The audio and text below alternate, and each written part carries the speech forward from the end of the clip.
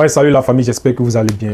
Petite nouvelle vidéo aujourd'hui, le Barça qualifié pour les quarts de finale. C'est quelque chose qu'on attendait, c'est quelque chose qui nous manquait au fait. Les quarts de finale, à chaque fois on sortait, même quand je pense la dernière année de Messi, on sortait aussi en huitième. Donc les quarts de finale, actuellement le Barça, enfin on va attendre le tirage au sort, je ne sais pas c'est quand, mais on va attendre enfin le Barça. Et dans ce match-là, le Barça gagne 3-1, mais quand même dans ce match-là, s'il doit parler d'une chose en première, c'est la défense. Koubassy, Araujo, pour moi c'est un duo vraiment exceptionnel. Koubassy à la relance, c'est vraiment incroyable, c'est vraiment impeccable.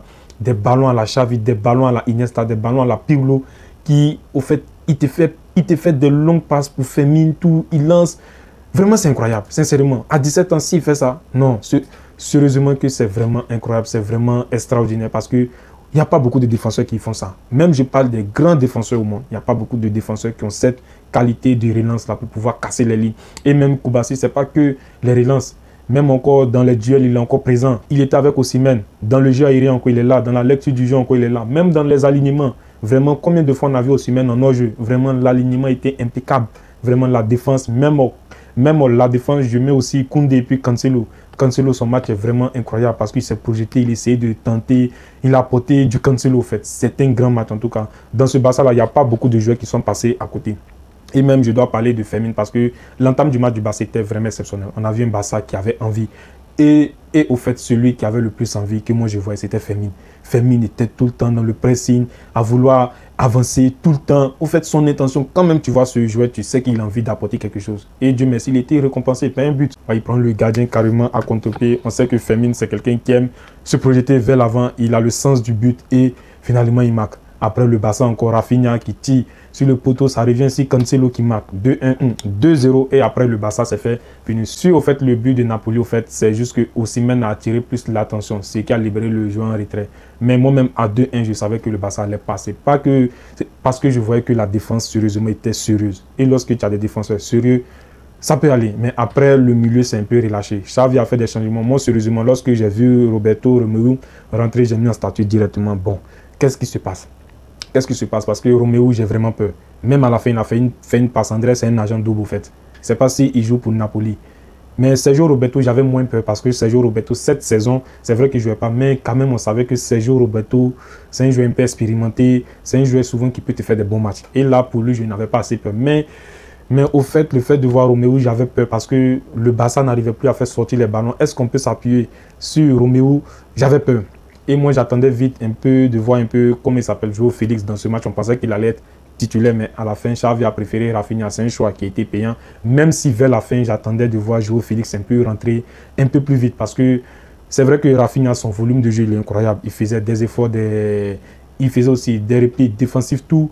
Mais offensivement, ça manquait de quelque chose. Donc, je pensais que Xavi allait faire entrer João Félix un peu plus tôt pour essayer d'apporter quelque chose d'autre. Et même, on sait que João Félix et puis Cancelo, ils ont une petite entente. Voilà, souvent c'est João Félix qui rentre, qui fixe, qui donne la balle à Cancelo. Et puis Cancelo aussi lui remet la balle pour faire genre une de quelque chose comme ça. Donc j'attendais de voir João Félix très rapidement. Mais au fait, tout compte fait, le Barça a gagné. Donc on peut dire que Xavi a eu raison. Mais ce que je voulais voir aussi, c'est de voir Yamal un peu sur le banc. C'est vrai que quand on menait 3-1, je voulais voir Yamal sur le banc parce qu'il a beaucoup enchaîné.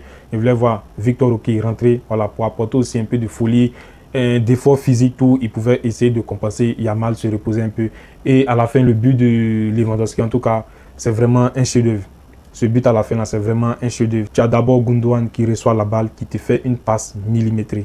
Une passe millimétrée. Et Sergio Roberto, on pensait qu'il allait tirer. Il a fait juste un petit décalage. Ça, on appelle ça une offrande, un cadeau. Et enfin, Lewandowski qui pousse le ballon rapidement. Donc, 3-1, on savait qu'enfin, maintenant, on pouvait respirer, on pouvait prendre, on pouvait dire, bon, ça va aller, on pense que le Barça va se qualifier. Et en tout cas, Gundogan aussi, dans son match, il était vraiment solide. Il a apporté quelque chose. C'est vrai qu'il perdait beaucoup de ballons. Mais Gundogan, actuellement, moi, je lui trouve des situations atteignantes. Parce qu'actuellement, au Barça, le milieu avec qui il évolue, ça ne va pas trop. Mais aujourd'hui, son match, il est correct. Son match, il est bon. Il a apporté quelque chose par ses passes, tout. On a vu même des Yamal qui pouvaient marquer. Voilà, le Barça aussi pouvait finir le match très tôt. Il y a aussi Napoli qui pouvait finir aussi à côté très vite, des ballons, récupérer des têtes par-ci, par-là. Et puis Ter Stegen aussi, bon, Ter Stegen a fait une vraie parade, oui, mais à la relance, Ter Stegen, ça ne va pas. Ter Stegen à la relance, c'est autre chose. C'est son point fort, au fait, les relances. Au monde, il fait partie des numéros 1, si même ce n'est pas le numéro 1. Donc aujourd'hui, j'ai vu que ces relances étaient vraiment catastrophiques. Donc, c'est un peu tout pour cette vidéo. Je ne vais pas trop m'étaler. On doit en profiter de voir le Barça enfin. On va rester à l'écoute, rester pour voir un peu contre qui le Barça va jouer. Puis on espère que ça sera un tirage au sort assez favorable. Donc, c'est un peu tout pour cette vidéo. Donc, on se dit à la prochaine vidéo. Ciao, famille. Merci, merci, merci. On descend là. Merci, merci.